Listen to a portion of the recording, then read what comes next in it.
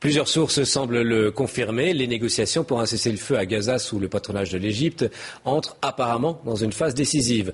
En clair, les armes pourraient se taire vite. En attendant, Israël poursuit son offensive à Gaza. Pascal Bustamante.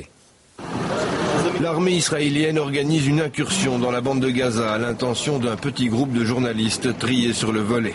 Au programme, visite de ruines, de champs de bataille désaffectés et interviews d'officiers sous le couvert de l'anonymat.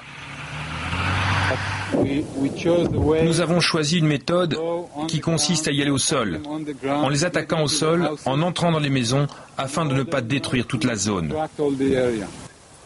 Au final, les journalistes n'ont rien vu des actions en cours, car les opérations menées par l'armée israélienne continuent.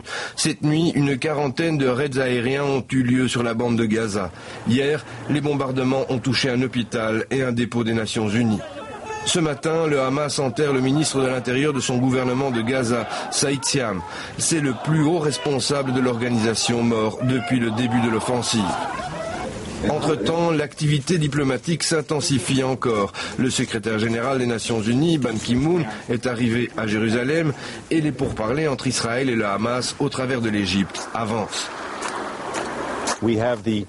Nous avons le général Gilad qui est en visite en Égypte pour le 2e jour consécutif.